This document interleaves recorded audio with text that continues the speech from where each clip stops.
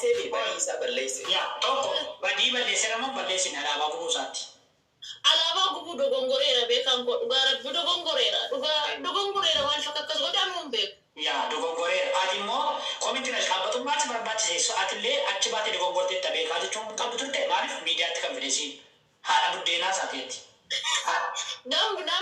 Namba boru baheetu waan uummata Oromoo kanarraa gadi bu'aa jaa Oromoo ganarraa bu'aa mucaan baandiraa gubuun isaa dogongoraa ani beekaa hin alchine hin allee maal Oromoo jeetan Oromoo tana farraa gettechisa dhugaa rabbi anuuna nyaatan baran. Maal ta'uu Anan shakkaan dabala anan ta'uu nu ta'uu keessa shakkaan jedhamu qabattee Aanifi Noni si wayyu.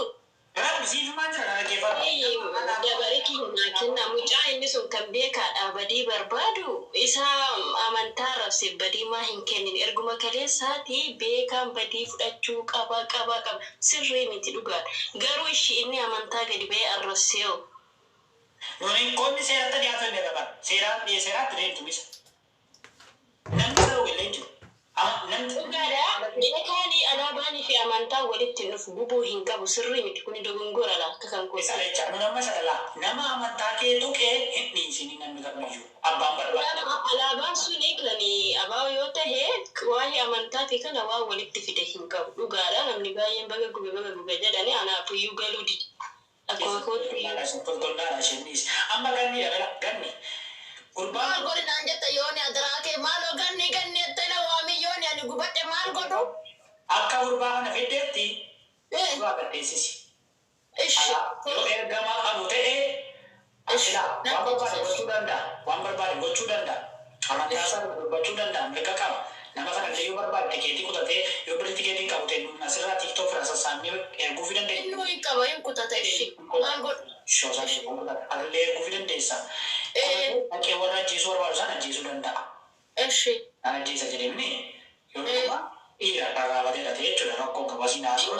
Hin qaba rarraafateera illee yooni maanyaa rarraafateera dhugaa gooftaa. Yooni maanyaatti illee bu'uu dadhabe yeroo sana amma yooni maanyaa bukkeessaa ture amma awwaara sobalaa akka inni rarraafate shakkine nunaan. Maalifi? Lakkii qaba wixaan lakkii usiin qaba dhugaa rabbi maaranii qaba adde. Samoo jedhani abboo mucaa sammuu nama dhalcheef jedhani dhiis. Yaa rabbi dhagaaroo kaasera eegi mucaan hin qaba. Jechuun maal ijoolleerraa dhaga'ani kaayima ijoollee kaayima jirtu. ganni maal beektaa amma tuqaa. Mee adaraa keessa mee ganni maal agoota amma ishee dogongora beekaan hojjeteef ani adabamuu qaba jettan ishii nan adabama Oromoo ishii maal godhu ishee natti hima. Natti hima dhugaa rabbi bakka hunda yooni bar እዚህ ጋር ብቻ እኮ አይደለም አሁን በለማ ገነ ገለበጠኒ አራብሳ ያረድ ማለ ይበለም ለምን በለማ ጀራ ገነ ገለበጠኒ አራብሳ ያረድ Oromummaa kee shakkeen gurbaa silteedha jedhan Oromoo ta'uu isaallee hin beeknu nun hin beeknu nutti maa jiru.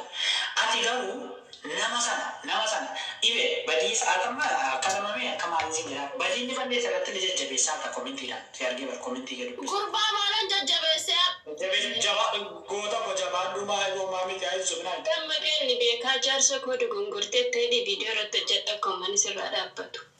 maalan godhe sila gubadde anuu barre na nyaatanii barumani na nyaatanii. Garuu gaafa beekaa waan tokko hojii amma hojjete kanaaf itti gaafatamummaa fudhate gabbaatee afaan takkan dubbattu beekaa biyya akkana maal iyyate. Yaa waan amantaa. Ani koomanii tokko jechuun Beekaa waan beekte dhaggeeffadhu badii fedhe keessa yoo seenu. Qoy tagaaroo maal jedhee qoy. Beekaan badii tokko fedhe keessa yoo seenu yookaan beekatti namni dhiyaatu badii tokko keessa yoo seene maqaa isaatiin hojii inni amma hojjete kanaaf gabbaatee beekaa kiyya akkanaa maalii kiyya jetteen dubbattu. Waadaa seenta kana jechuudha. Rakko hojiin hojjeteef badii yoo isarra ga'ee yookaan nama isatti aanurra badii yoo ga'ee hin dubbattuu jechuun kaastu waan kana. Eshi beekaa akka fedhe yoo goone gadi baatee waa isaan dubbattuu naan jettanii. Yaa kana duwwaa yoo miti dhaggeeffadhu. Ani amma dogoggortee ati waa tokko gootee jechuudha. Ani ganni si beekaa reekkas ni beektee. Yoo ni beektaa. Ati maal adiistooti humna mataatee adiistoo adiistooti. Idaan akkasidha mala kooti. Kanaaf adamma ani beekaa anatu guddisee akka koratti hin baadhee fideeti taagee kana irratti jechuun hin hojjetu jechuudha. Dhimmichi hin hojjetu. Dhimmi wal beekuudhaa fi dhimmi dhugaaf dhaabachuu waliin hojjetu. Siigalee alaabaa gubee tultullaan kun yoo barbaadde wayyaa ishee gubuu dandeessi yoo barbaadde qabsiisuu dandeessi. Ishi. Alaabaa Oromootti bu'uu mirgan qabdi gubuudhaaf.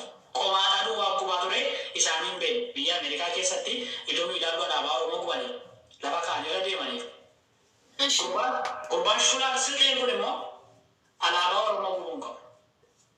Amma maal godhinaan ani maal godhure ishee dabbii kiyya inni maalan godha maal godhinaan jettan Oromoo mee waan numti Oromoon tun anaa. Viidiyoo dalagiiti. Yaa beekaa dogoggortee ta'a. Alaabaa uummanni Oromoo jaallatu kana gubdee alaabaa waan si godhin qabu amantaa kee illee hin tuqne nama dhuunfaa amantaa kee tuqee nama dhuunfaa sanarra dubbadhu alaabaan waan si godhin qabu kun paartii Oromoof qabsaa'edha. Gorsa laachuu qabda malee as qaabbatuu qabdati. Yaa as qaabbati Wayne yaa mucaa beekaa maaluma gocha bakka san dhaytee ana na gubde maalumaaf kana keessa seente Sika maal gootaa kan jettanii beeka dhageeffadha. Viidiyoo dhageeffadha. Arra guyyaan jaanatti fakkaate torbee lama keessatti ani mucaa beekaa yoo akkasumatti hin kennisiisin gibsi keessatti. Mucaa beekaa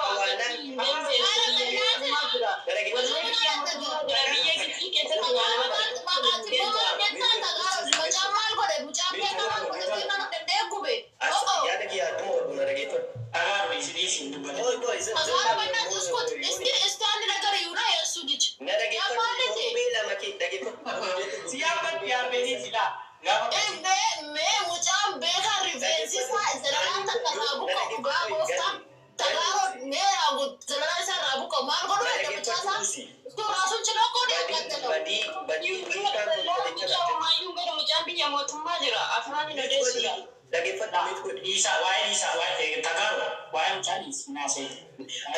Ani arabatti kennisiisee hawaalaa yoo hin buusisiisin ani gibsi keessatti mucaan isaa qabamee beekaan hawaalaa akka buusu yoo ani hin